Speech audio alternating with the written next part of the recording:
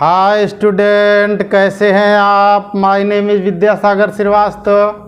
देखो स्टूडेंट, इस समय हम लोग पढ़ रहे हैं फर्स्ट ईयर एनसीईआरटी के numerical motion in a plane.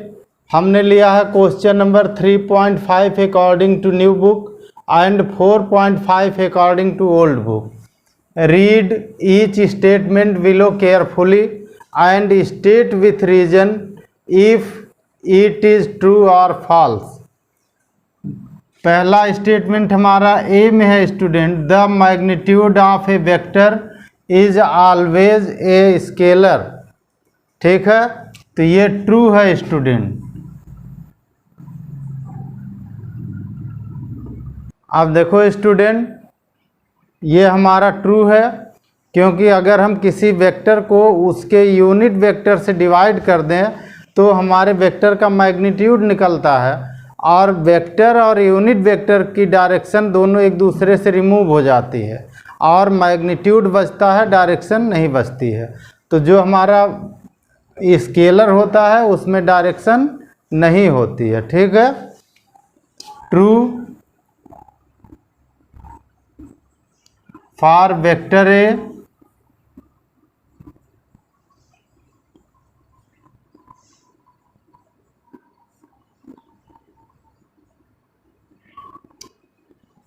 For vector A is equal to vector A upon unit vector of vector A. इसको वेक्टर ए बोलते हैं और ये यूनिट वेक्टर है, तो इनमें दोनों में सेम डायरेक्शन होती है, डायरेक्शन रिमूव हो जाती है।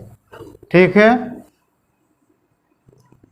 ए इज मैग्नीट्यूड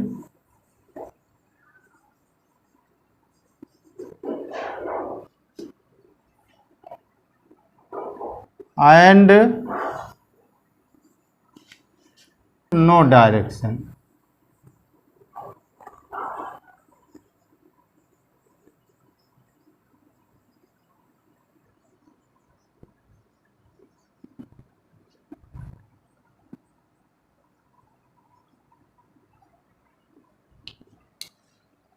ये स्टेटमेंट हमारा ट्रू है for vector A is equal to vector A upon unit vector of A. इसको यूनिट वेक्टर कहते हैं student.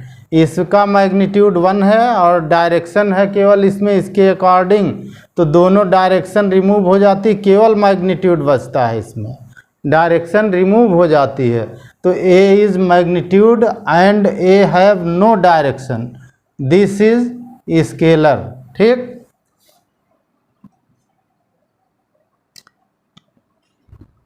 B part, each component of a vector is always a scalar.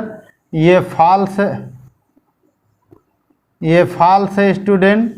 किसी भी vector का component vector ही होता है। ठीक,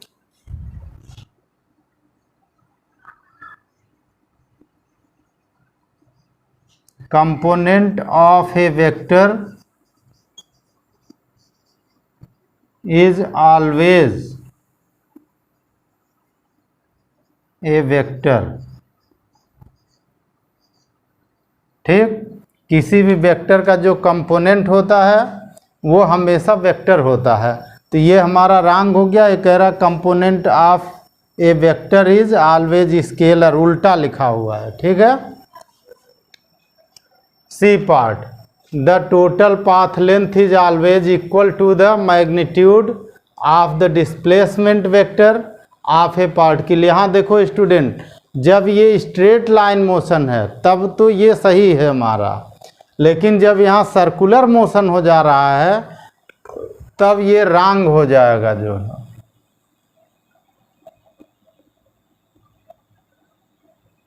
ठीक, स्ट्रेट लाइन मोशन में तो सही है हमारा, लेकिन सर्कुलर मोशन में रॉन्ग हो जाएगा। तो आंसर ये हो जाएगा हमारा फॉल्स। ठीक, ये हो जाएगा फॉल्स।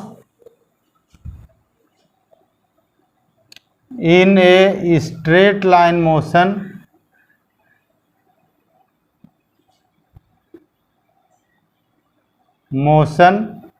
ठीक है, जो स्ट्रेट लाइन मोशन है, यानी जैसे यहाँ ए टू बी है, in same direction.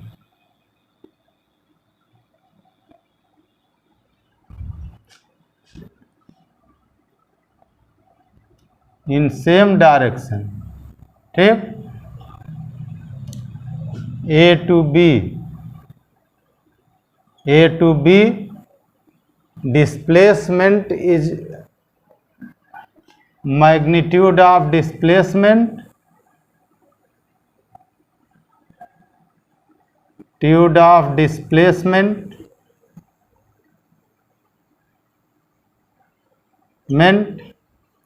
is equal to path length, is equal to path length.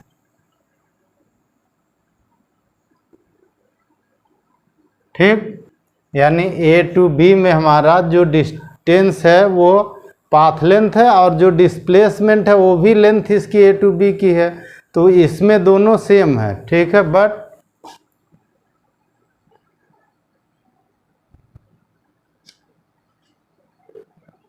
in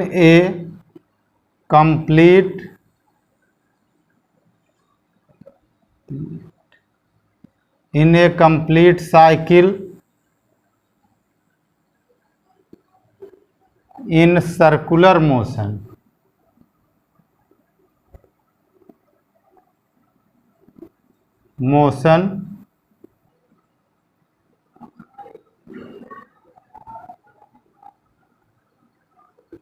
is zero, displacement zero है, बट पाथ लेंथ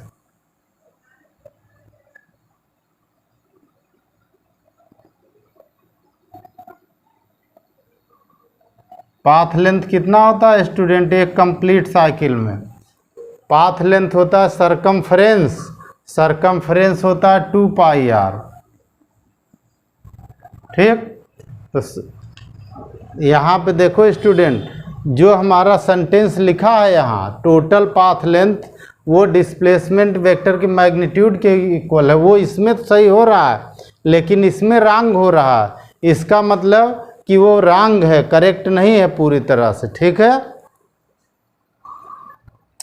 अब देखो student D part, the average speed of a particle defined as the path length divided by the time taken to cover the path is either greater or equal to the magnitude of average velocity of the particle over the same interval of time। इसका भी बिल्कुल answer यही है student. इसमें यहाँ पे देखो पहले में हमारा क्या है, पहले में तो displacement and path length equal है, दूसरे में क्या सर्कुलर मोशन में कि डिस्प्लेसमेंट जीरो है और पाथ लेंथ 2 पाई आर है, यानी डिस्प्लेसमेंट कम है और पाथ लेंथ ज़्यादा है। तो ये हमारा है ट्रू। ठीक,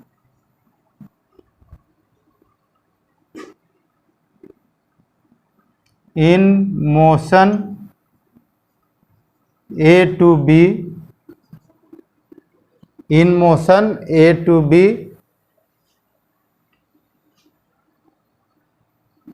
magnitude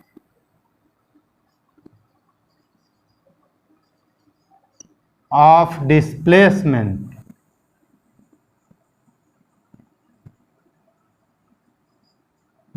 is equal to the path length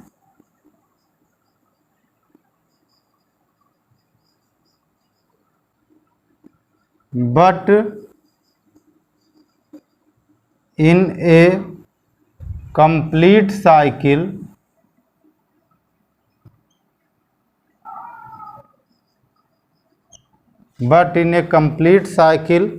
in circular motion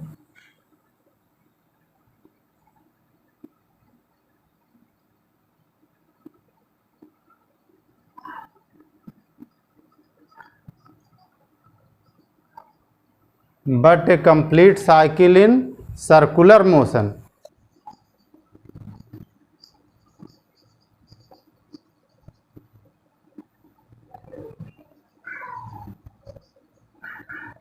ठीक, जो हमारा पाथ लेंथ है वो डिस्प्लेसमेंट 0 है, इससे ग्रेटर है, ग्रेटर देन डिस्प्लेसमेंट, और डिस्प्लेसमेंट हमारा 0 है, ऊपर लिखा है हमने।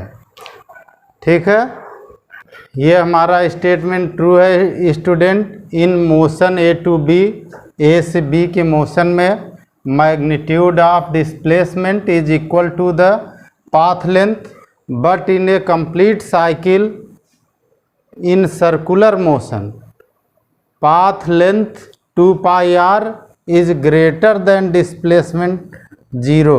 तो 2 पाई आर है, जबकि एक साइकिल में डिस्प्लेसमेंट 0 है, ऊपर भी हमने लिखा है।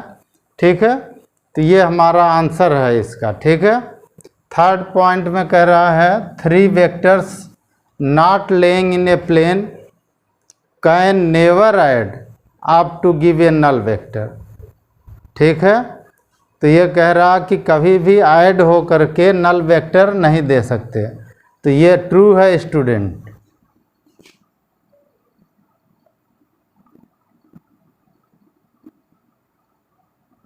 ट्रू है, क्यों ट्रू है कि डिफरेंट प्लेन के वेक्टर जो हैं वो ऐड नहीं हो सकते। ठीक है, vectors of different plane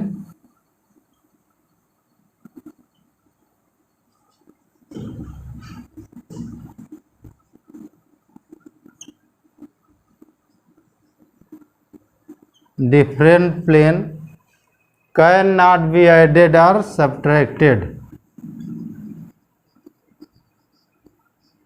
can not be added और सब्ट्रैक्टेड।